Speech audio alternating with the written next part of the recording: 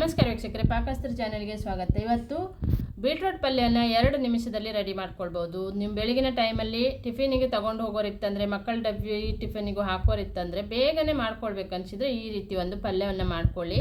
Time ಕೂಡ save ಆಗುತ್ತೆ.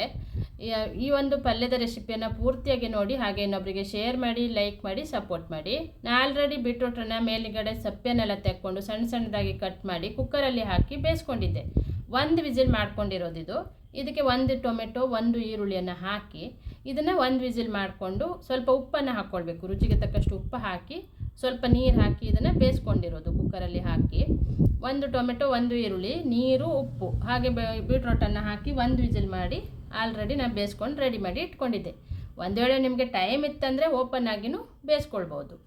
ನಾನು ಬೇಗನೆ ಮಾಡಬೇಕನ್ಸಿದ್ರೆ ಈ ರೀತಿ ಮಾಡ್ಕೊಳ್ಳಿ ಅಂತ ಹೇಳ್ತಾ ಇರೋದು. ತುಂಬಾ ಬೇಗನೆ ಆಗುತ್ತೆ, ತುಂಬ ರುಚಿಯಾಗಿ ಬರುತ್ತೆ ಇದು. ಈಗ ಒಂದು ಬಾಣಲೆ ತೊಗೊಂಡು 2 ಸ್ಪೂನ್ ಆಗೋಷ್ಟು ಎಣ್ಣೆ ಹಾಕ್ಕೊಂಡು ತೆಂಗಿನೆಣ್ಣೆ ಹಾಕಿದ್ದೆ.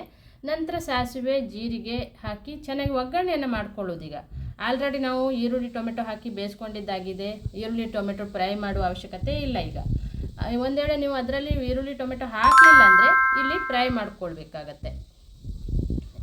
ಈಗ ಸ್ವಲ್ಪ ಬೆಳ್ಳುಳ್ಳಿ, ಸ್ವಲ್ಪ ಕರಿಬೇವನ್ನು ಹಾಕಿ ಚೆನ್ನಾಗಿ ಒಗ್ಗರಣೆ ಘಮ ಬರುವ ಹಾಗೆ, ಅಂದರೆ ಸಾಸಿವೆ ಚಟಪಟ ಅನ್ನೋ ಹೇಳುವ ಹಾಗೆ ಅದನ್ನು ಚೆನ್ನಾಗಿ ಒಗ್ಗರಣೆಯನ್ನು ಮಾಡಿಕೊಳ್ಬೇಕು.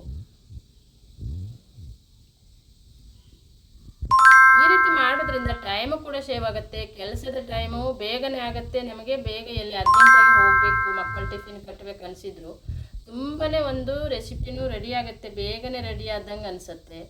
ಈ ರೀತಿಯೇ ಒಮ್ಮೆ ನೀವು ಟ್ರೈ ಮಾಡಿ ನೋಡಿ. ಈಗ ಒಗ್ಗರಣೆ ತಯಾರಾದ ನಂತರ ಬೇಯಿಸಿ ಇಟ್ಕೊಂಡಂಥ ಬೀಟ್ರೂಟನ್ನು ಹಾಕ್ತಾ ಇರೋದು ನಾನು. ಹಾಕ್ಬಿಟ್ಟು ಈಗ ಚೆನ್ನಾಗಿ ಮಿಕ್ಸ್ ಮಾಡಿಕೊಳ್ಳೋಣ. ಮಿಕ್ಸ್ ಮಾಡಿ ನಾನೀಗ ಮತ್ತೆ 1 ನಿಮಿಷ ಇದನ್ನು ಬೇಯಿಸ್ಕೊಳ್ತೇನೆ. ಅಂದರೆ ಚೆನ್ನಾಗಿ ಅದೆಲ್ಲ ಕುದಿಸ್ಕೊಳ್ತಾ ಇರೋದು, ಒಗ್ಗರಣೆ ಜೊತೆಗೆ ಚೆನ್ನಾಗಿ ಕುದಿಸ್ಕೊಳ್ತಾ ಇರೋದು. ಇದನ್ನು 1 ನಿಮಿಷ ಈ ರೀತಿ ಮುಚ್ಚಿಬಿಟ್ಟು ಅದನ್ನು ಚೆನ್ನಾಗಿ ಕುದಿಸ್ಕೊಳ್ಳೋಣ. ಈಗ 1 ನಿಮಿಷ ಆದ ನಂತರ ನಾನೊಂದು ಅರ್ಧ ಬೌಲ್ ಆಗುವಷ್ಟು ಹಸಿ ತೆಂಗಿನಕಾಯಿ ತುರಿಯನ್ನು ಹಾಕಿದ್ದೆ ನೋಡಿ. ನಿಮಗೆ ಒಂದು ವೇಳೆ ತೆಂಗಿನಕಾಯಿ ತುರಿ ಇಷ್ಟನೇ ಇಲ್ಲ ಅನಿಸಿದರೆ ನೀವು ಒಂದು ವೇಳೆ ಶೇಂಗಾ ಪುಡಿ ಒಬ್ಬೊಬ್ಬರು ಹಾಕ್ಕೊಳ್ತಾರೆ. ಉತ್ತರ ಕರ್ನಾಟಕದಲ್ಲಿ ತೆಂಗಿನಕಾಯಿಯನ್ನು ಬಳಸಲ್ಲ ಅವರು ಪಲ್ಯಗಲ್ಲ, ಆಲ್ರೆಡಿ ಹಾಗೇ ಮಾಡ್ಕೊಳ್ತಾರೆ.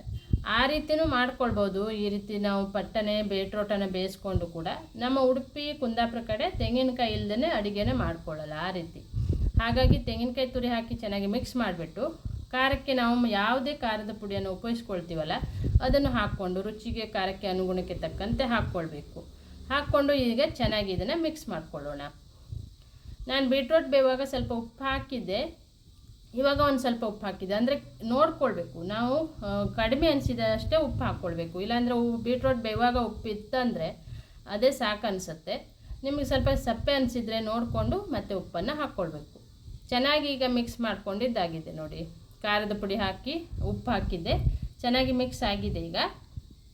ಈಗ ಮತ್ತೆ 1 ನಿಮಿಷ ಚೆನ್ನಾಗಿ ಉಪ್ಪು ಖಾರ ಎಲ್ಲ ಹೀರ್ಕೊಳ್ಳುವ ರೀತಿಯಲ್ಲಿ 1 ನಿಮಿಷ ಅದನ್ನು ಕುದಿಸ್ಕೊಳ್ಳೋಣ ನೋಡಿ. ಈಗ ಕುದ್ದು ನೀರು ಕೂಡ ಕಡಿಮೆ ಆಗಿದೆ, ಫುಲ್ಲು ಉದುರಾಗಿ ಬಂದಿದೆ. ನಿಮ್ಗೆ ಒಂದು ವೇಳೆ ನೀರು ಬೇಕನ್ಸಿದ್ರೆ, ಅನ್ನಕ್ಕೂ ಕೂಡ ಕಲಿಸ್ಕೊಳ್ಬೇಕನ್ಸಿದ್ರೆ ಬೇಗನೆ ಇದನ್ನು ಸ್ಟವನ್ನು ಆಫ್ ಮಾಡ್ಕೊಳ್ಬೋದು. ಇಷ್ಟು ಕುದಿಸುವ ಅವಶ್ಯಕತೆಯೂ ಇರೋದಿಲ್ಲ. ಒಂದು ವೇಳೆ ನೀರು ಕಡಿಮೆ ಬೇಕನ್ಸಿದ್ರೆ ಹೀಗೆ ಮಾಡ್ಕೊಳ್ಬೋದು. ಈಗ ಲಾಸ್ಟಲ್ಲಿ ಸ್ವಲ್ಪ ಕೊತ್ತಂಬರಿ ಸೊಪ್ಪು ಆ್ಯಡ್ ಮಾಡಿಕೊಂಡ್ರೆ ಆಯಿತು. ಆಲ್ರೆಡಿ ಬೀಟ್ರೂಟ್ ಪಲ್ಯ ರೆಡಿಯಾಗಿದೆ. ನೋಡಿದ್ರಲ್ಲ ಎಷ್ಟು ಸಿಂಪಲ್ಲಾಗಿ ಟೇಸ್ಟಿಯಾಗಿರುವಂಥ 2 ನಿಮಿಷದಲ್ಲಿ ಪಲ್ಯ ಕೂಡ ರೆಡಿಯಾಗಿ ಹೋಗಿದೆ. ನೀವು ಕೂಡ ಇದನ್ನು ರೆಡಿ ಮಾಡಿ ಇನ್ನೊಬ್ಬರಿಗೆ ಶೇರ್ ಮಾಡಿ, ಲೈಕ್ ಮಾಡಿ, ಕಮೆಂಟ್ ಬಾಕ್ಸಲ್ಲಿ ಕಮೆಂಟನ್ನು ಬರ್ತಿಳಿಸಿ. ಫಸ್ಟ್ ಟೈಮ್ ನನ್ನ ಚಾನಲನ್ನು ನೋಡ್ತಾ ಇದ್ದರೆ ಸಬ್ಸ್ಕ್ರೈಬ್ ಮಾಡ್ಕೊಳ್ಳಿ. ಪಕ್ಕದಲ್ಲೇ ಇರುವಂಥ ಬೆಲ್ ಬಟನನ್ನು ಕ್ಲಿಕ್ ಮಾಡಿದರೆ ಯಾವುದೇ ಒಂದು ರೆಸಿಪಿಯನ್ನು ಅಪ್ಲೋಡ್ ಮಾಡಿದಾಗ ಅದರ ನೋಟಿಫಿಕೇಷನ್ ಬರುತ್ತೆ. ವಿಡಿಯೋನ ಪೂರ್ತಿಯಾಗಿ ನೋಡಿದ್ದಕ್ಕೆ ಥ್ಯಾಂಕ್ ಯು.